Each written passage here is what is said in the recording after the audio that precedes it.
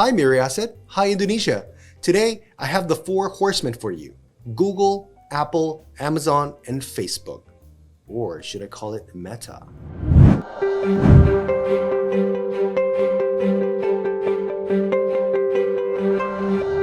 The Four was written by Professor Scott Galloway, and it reveals the hidden DNA of Amazon, Apple, Facebook, now Meta, and Google. It's an amazing book, meticulously researched and down-to-earth funny. In this video, I will be mostly talking about the four tech giants that were mentioned in the book.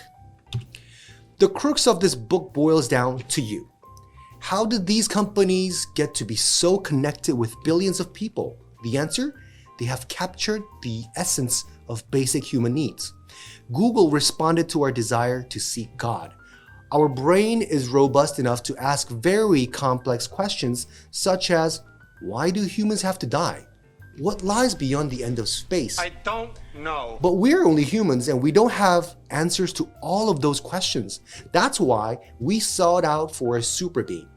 And the divine power above us will have a solution and spit back an answer to the poor humans. Google is our modern day God, and we don't know how they find everything, but everybody trusts Google. Facebook.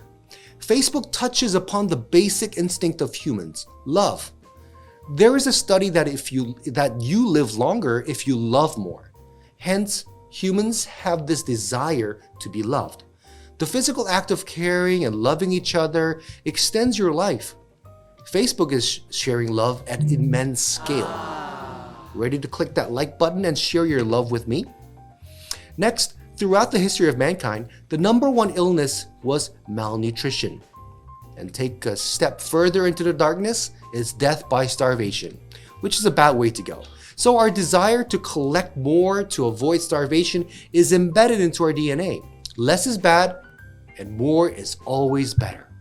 Look around you. How many pens do you have on your desk? This is the strategy of all businesses, including Walmart, China, and Amazon.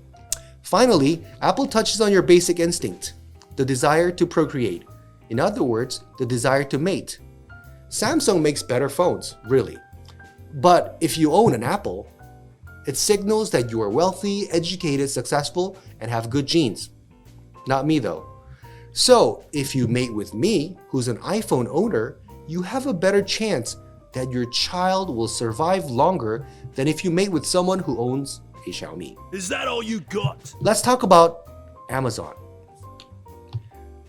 Let's open up your closet and our cupboard. How many t-shirts do you have in your closet? Do you even wear the t-shirt that has been sitting down there for the past 5 years? How many cups and dishes do you need? You have more cups than the number of chairs in your house, the seats that your outside guests need to sit in. And hey Jeff, how many cars do you need? One. During the caveman era, survival was a big threat to humans, and it's still a big threat to humans. Still, 9 million people die every year of hunger. So humans have developed a strong desire to collect. The hunters, men, will go out there, identify the prey, kill, and bring it to the cave. There's no time to waste.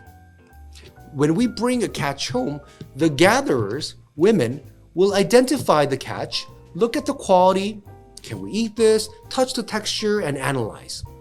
This is the reason why men and women have different shopping experience, right?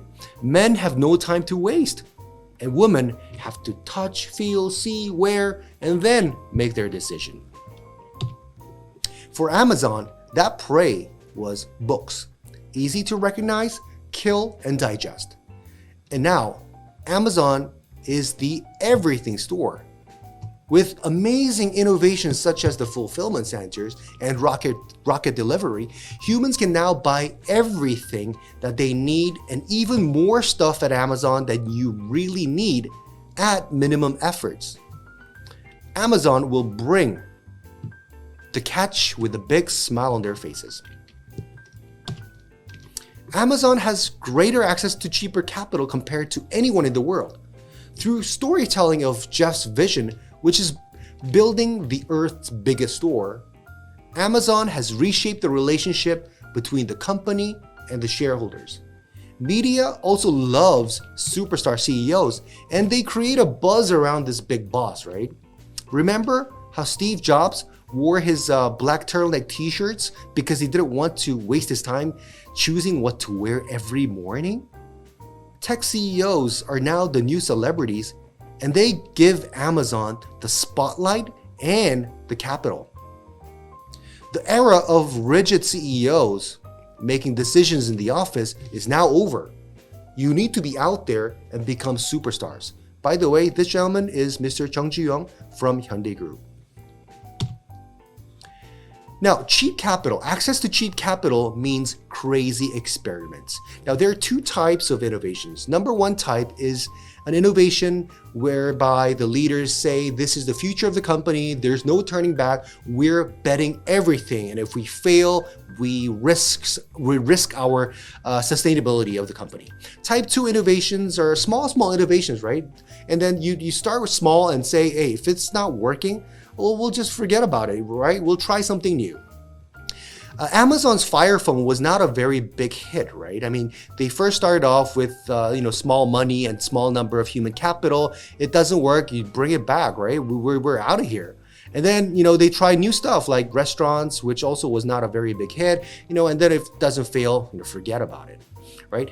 At Mirae, we had similar situation. We had this thing called up or down survival, whereby we put some, human capital and some money into this project. It didn't work out.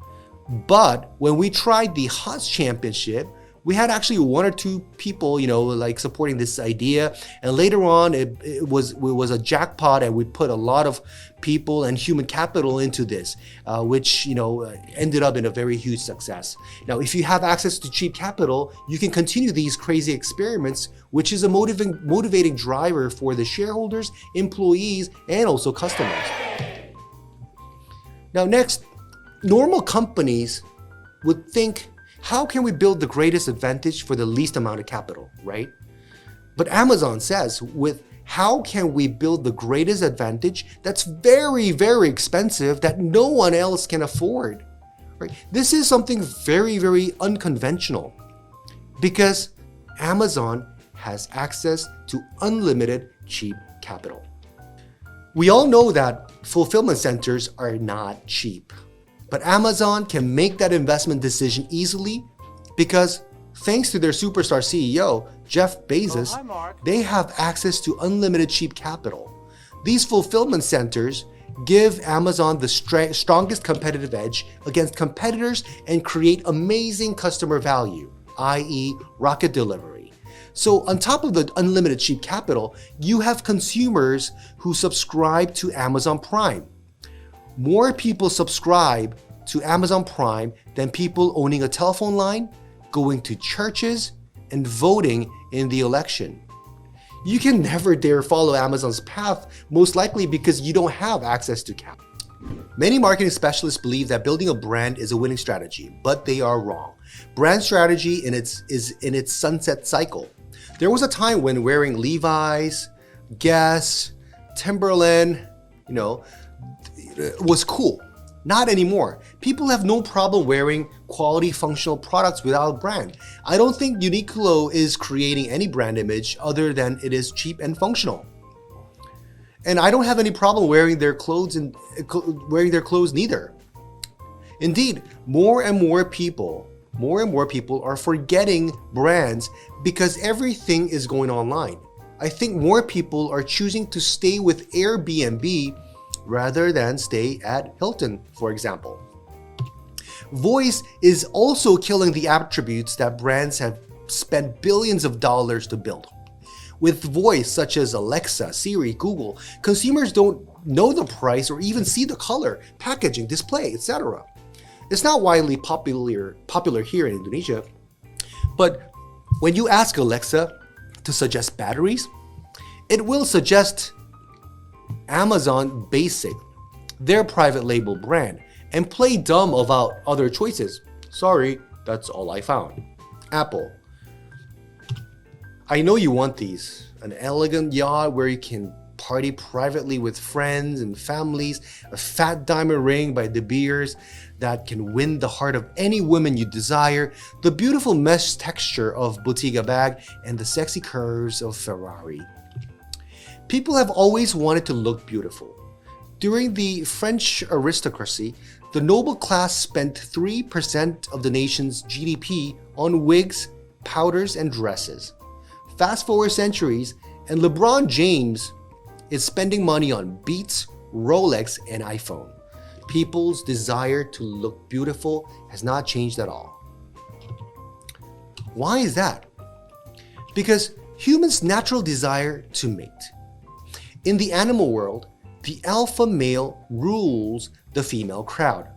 The king sea lion will keep all the female sea lions to himself. Why is that? Because for women, if you mate with the alpha male, it increases the likelihood of your child surviving and becoming the next generation king. According to one study, the ratings of attractiveness were around 1,000 times more sensitive to salary for female rating males compared to males rating females. The results indicate that higher economic status can offset lower physical attractiveness in men much more easily than in women. So for women, it doesn't really matter whether a man looks like this, as long as he is wearing a Patek Philippe, which cost about $100,000, not a Swatch, which costs $70. In the human world, the alpha male is defined as the one who is able to own luxury items. Apple is a luxury, and luxury means success. The iPhone is the clearest signal that you're closer to perfection and have more opportunities to mate. Apple doesn't want to sell to the mass public. They want to sell to the 1% of the successful population only. Look, Apple commands 19% of the smartphone sales volume market share, but controls 87% of the world's smartphone profits. If you take a look at the geographical comparison, iPhones are more dominant in developed countries. In the US, iPhone owners are rich white men. The 5 key attributes of luxury brands: number 1, superstar CEO. No one can compete with Steve Jobs. Number 2, artisanship. Apple's design is simplicity, and simplicity is the ultimate sophistication. They are just beautiful. Thirdly, vertical integration. Apple has the best stores in the world, right? And fourth, global reach. Never localize, right? Luxury brands define their own universe. That's why McDonald's is not a luxury brand. It's a mass brand. Compare it with Hermes, which, they never adjust to the local environment. 5 is premium prices. Luxury brand. Do you think high status people would be interested in a $20 scarf or a $300 Hermes scarf, right? Let's look at the case with Levi's and Gap. Levi's created the coolest commercials, right? But Gap created best physical stores. Ads could broadcast a brand's image, but physical stores could go much further. They gave customers a place to step into the brand, to smell it, touch it, and the store is where Gap would build its brand equity. Let's face it, I think people know they're not likely to play like Federer, even if they buy a Rolex, right? And look at what happened to the revenue of the two companies.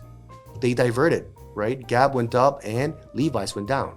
We know who's doing it right. So Steve Jobs convinced the board for capital in building its offline Apple stores. Most people figured the company was wrong, that Apple was a company marching towards irrelevance. The new trend was in e-commerce. How dumb was that? They thought. But everybody else was wrong. The iPhone drove Apple's shares, but the stores drove Apple's brand and margins. The stores are just so beautiful. Take a look at this beautiful store in Fifth Avenue, New York. This one is, a store in Seoul. This one is in Bangkok, right? And last but not least, this one is in London. Beautiful, beautiful. Just like Hermes and Louis Vuitton, Rolex, Apple wanted to have physical stores for customers to experience the product and their brands. The iPhone will not be the best phone for long. There's so many companies trying to play catch up, but Apple has a key advantage that no one has. The awesome 515 Apple stores. Can you buy Rolex online? No, and you know what? You actually have to wait in line to buy any luxury items now. It's not the stores that are dying, but the middle class and the stores serving them. Most of the stores that are located in or serving middle-class households are struggling. By comparison, stores in affluent neighborhoods are holding strong. As Darwin said, they can imitate you, but they can't duplicate you because you've got something special. They can imitate you, but they can't duplicate you because you got something special. Xiaomi and Samsung can build better phones, but they are less likely to replicate the romance and the connection and the general awesomeness of the Apple stores. Is that all you got? So what's the good thing about all of this? When you're positioned as a luxury brand, it gives you high margins. Apple has high margins of 30% plus, which is in between Hermes and Ferrari. And with such a wide regional coverage, it sells like cupcakes. So Apple is selling high margin Ferraris at Toyota volume. Oh, and guess what? Mirae and Sekuritas Indonesia's margins are at 55%, which is higher than Hermes, Apple, Ferrari, and Samsung. Now moving on to Facebook, or should I call this Meta? If you take away sleeping time 12 a.m. to 6 a.m. and working hours from 9 a.m. to 5 p.m., that's a lot of time spent on Facebook services. Facebook 37 minutes, Instagram 29 minutes, and WhatsApp 28 minutes. So we spend 94 minutes per day using Facebook. A study found that on Facebook, the top descriptors to complete the phrase "my husband is" are the best, my best friend, amazing, the greatest, so cute.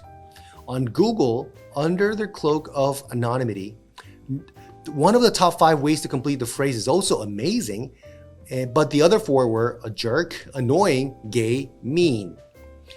However, Facebook isn't fooled. It sees the truth. So do its advertisers. This is what makes the company so powerful. Harvard Medical School did a long study on relationships, and they found out that happiness is love. Love is a function of intimacy and the depth and number of interactions we have with people. At its best, Facebook taps into our need for these relationships and helps nourish them. We've all felt it, right? I mean, there's something satisfying in rediscovering your elementary school friend 20 years ago and keeping in touch with them after they move away. When friends post pictures of their newborn baby, we get a delicious hit called dopamine. Let's take a look at how CNN makes money. The main source of revenue for the media company is advertising. CNN is able to get advertisers to advertise on their channel because it creates good content like Amanpour, Larry King, Anderson Cooper, etc. And when contents are good, quality viewers like you and I watch the channel. Well, sorry, I was lying. I'm not a quality viewer because I don't watch TNN. I get news from SNS now. Anyway, in order to create good content, CNN has to invest in the studio, interior, high-paid superstar hosts, reporters, cameraman, lighting guy, microphone lady, makeup artist, so on and so forth. All costs. Then they get to air their show, and they have advertisements in the middle of the show. This is complex business, I tell you. Now, Facebook is also a media company, but it doesn't have to make those sophisticated contents. They don't need reporters. They don't need cameramen, or they don't need makeup artists, right? Facebook benefits from free content that you create for them, which are watched and liked by your close friends. Remember our desire to be loved? Take Mirae, for example. We had this dress code game and everybody voluntarily uploaded their contents, right? And I clicked like for all the contents created by our employees because I love you, I love them, I care for my employees. And Facebook sneaks in and creates this ad in between my employees' dress code game posts. But what's interesting about this is that it's very smart. I was discussing about traveling next month with my family, and look, the sponsored ad says, plan your perfect escape. This is so well curated compared to the baby powder ad that I saw while watching TV yesterday. Totally irrelevant for me. However, Facebook doesn't want the public and the investors to consider them as a media company, right? There are two reasons behind that. Number one, because media companies only get MediaCorp valuations. Take a look. Google is worth 1.9 trillion. Facebook, Meta, is worth close to 1 trillion. But in comparison, Comcast and Walt Disney, they're valued at 0.2, 0.3 trillion respectively, right? As we all know, the four horsemen are addicted to crazy rich valuations. The founders and shareholders become filthy rich, and with crazy rich valuations, they're able to retain good talent. Second reason is literally crazy. Did you know that 68% of Americans get news through social media? I mean, respectable companies in the news business recognize their role in shaping the worldview of their customers. You know, editorial objectivity, fact-checking, journalism ethics, civil disclosures. But all of these are pretty costly things to implement, and lots of work too. It's just like becoming a CNN of its own. This is not good for profits and not good for share prices. I saw on the news that Putin and Trump are very good friends. Accepting the responsibility of the editor-in-chief for the world, Facebook has to make judgments and possibly choose to side with a view. And that's not good for businesses because if you side with one camp, say for example, Republican side or the Democrat side, you tend to lose the others on the other side of the camp, right? Also, controlling fake news is not good for your clicks too, which is big money. You know what? I heard and saw on the news that Putin, Trump, and Kim Jong-un are best friends now. Now, Facebook created this platform which users can upload, like a user-created content. So let's say a mother of a newborn baby posts her baby on Facebook. Facebook acquires free contents from her and then sells those contents to the advertisers. The advertisers then analyze her uploaded contents and create advertisements suitable for her, which in this case is baby lotion. Facebook is not stealing the baby pictures, but using innovative technology to borrow her pictures and making advertising strategies much, much more efficient. That's what I call world-class borrowing. Our last horseman is Google. Humans have a big brain that can process complex thoughts. We ask questions, sometimes silly, secretive, sometimes scary. But we're only human, right? We're only human. We don't have answers to all those questions we ask. That is why we seek for a God. For example, we know as parents how painful it is to see your child sick, right? You want to know why your child has high fever, diarrhea, rash all over his body or her body, and you pray to God for your child's safety and health. That pray to God is usually unanswered. But Google, our modern day God, is so divine that it can answer any questions or prayers. In fact, we confess everything to Google. I mean the deepest secrets inside our hearts. The search engine is in its pure white form, no banners around the search box, colorful logo that makes us feel like it's an innocent search engine that we can trust. It also discloses clearly which search results are organic and which are paid. Another layer of trust. We confess to Google things we would not share with our teachers, priests, husband, wife, parents, best friends, or even our family doctors. You ask Google whether to quit your job, right? Why there is rash on my skin, or even how to rob a bank without getting caught. We have no idea how Google gets all the answers and how the algorithm works, but we place huge trust in the search engine. Compare that with its competitor, yahoo.com, which is pretty messy and chaotic in my personal view. Did you know that there are 3.5 billion searches on Google every single day? And guess what? 1 out of 6 searches have never been asked before by anyone. What does this mean? This means that every time you search something on Google, it becomes smarter, and Google will know more about you than you. What is Google's mission? Google's mission is to organize the world's information and make it universally accessible and useful. But if we change the word useful to something else like make big bucks, that becomes scary. Google is so likable. I mean, look at these two faces. They're the same person. One has a serious face and the other one has a cute face. Who are you likely to say hello to? This is a perfect example of serious Microsoft, right? And cute Google. There you go. Microsoft, Bill Gates, and Steve Ballmer were so serious back in the days about everything. Back in the 80s and 90s, they were so serious and untouchable that nobody wanted to be in a meeting with the two gentlemen. Compare that with Google, Sergey Brin and Larry Page, who are so lovable. The pose in their 70s posture, wearing blue and red shirts and shouts out, "Don't be evil." They're still cute after they crushed all its competitors, including Microsoft, Bing, and Yahoo. Remember Jeff? With all the valuable information in the world collected, Google is now reaching its arms to dominate the world. Google Maps, Google Sci, Google News, Google Library, Google Earth, and Google Android. Google is everywhere, and with greater reach comes greater information, which is used to, again, gain control of everything. In the later part of this book, Scott addresses 8 key attributes of the 4 tech giants. They are product differentiation, visionary capital, global reach, likability, vertical integration, artificial intelligence, accelerant, and geography. And in this presentation, I will remove the self-explanatory items and highlight 3 points, which are product differentiation, visionary capital, and AI. The 4 horsemen have differentiated products and services, which begins with removing the friction around people's lives. Amazon removed the friction of bringing your catch from the field to your cave.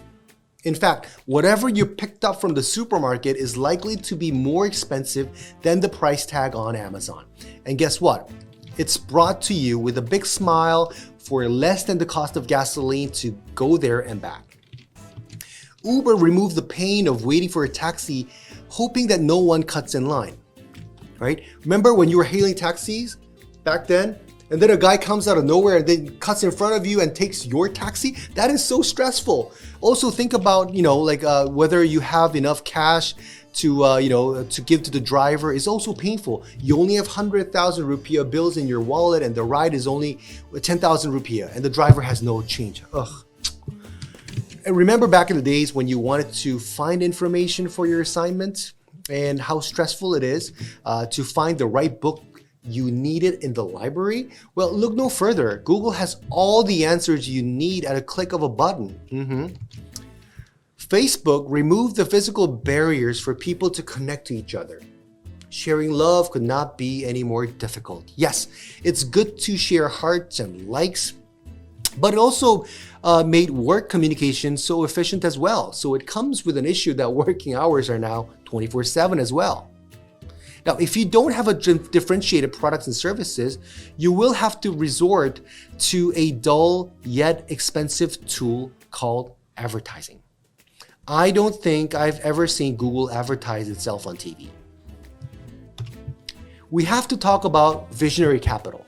Visionary in terms of the simple yet powerful vision of the company, just like Google's organizing the world's information and Facebook's connecting the world. They're so simple and compelling reasons to buy the stock. Also equally important is capital, which is the winning ingredient for the big tech giants. The ultimate gift in this digital age is a superstar CEO who has the storytelling ability to share his or her vision with stakeholders, shareholders, customers, employees, and the public, and get unlimited access to capital. Why is capital so important? Because capital is one of the most important ingredients in winning the battle against competitors. During the World War II, Germans had better people, better leaders, better morale, better technology, the Panzer tanks. On the other hand, the Allies had inferior tanks, the Bradley tanks. But the Allies had cut off the Germany's supply chain, and Germans only had 1 gallon of gasoline when engaging in a war, compared to the Allies, which had 38 gallons of gas. When they meet in the field, the Allies would not dare engage in battle. They will say, over here, over here, over here, over here. And they'll just fool around with the Panzer tanks until they run out of gas. When the Panzer tanks stop moving, the Allies will approach them and destroy them with hammers. Thanks to superstar CEO Jeff Bezos, Amazon engages in a war with competitors with 38 gallons of gasoline. Competitors have better people, better motivation, better technology, but they only have 1 gallon of gas. When Amazon announces that it will engage in a new business such as dental supplies, drugs, sporting goods, groceries, its competitors' share prices plunge in the first 24 hours of the trading session. Last but not least, AI. The early stage of marketing was all about demographic marketing. Someone in their 40s and living in the city, like these 3 gentlemen here, will always like pickup trucks. That's not true. The second developed version of marketing was social marketing, whereby people who have liked the same posts are likely to have similar tastes, like this 20-year-old girl and an 80-year-old gentleman. That's not true as well. But thanks to AI, we now have this technique called behavioral marketing. Behavioral marketing is when my behaviors are captured by the AI and is processed to create customized advertising for that person. If I stay on Tiffany website and I'm searching keywords like engagement rings, then it means that I'm planning to get engaged or married, right? So with AI, we can track behavior at a level and scale previously unimaginable. It fine-tunes tech companies to target the right person with the right advertisement. Now, I don't have to watch baby powder ads on TV, again, which is completely irrelevant for me, and watch more travel-sponsored ads. The best AI I recently encountered was the autoplay of the next episodes on Netflix. Now, the moral of the story. The moral of the story is broken down into 4 parts. Number 1, capture the essence of basic human needs. Business and product strategy should be centered around customers. Remember Amazon's customer obsession? Number 2, be visionary leaders. The act of storytelling and sharing our vision to investors, customers, employees, and the public is highly important because you gain access to unlimited cheap capital. Number 3, innovate, differentiate. We need to continuously innovate our products and services, or else we'll have to resort to this dull yet expensive tool called marketing and advertising. Last but not least, be cute.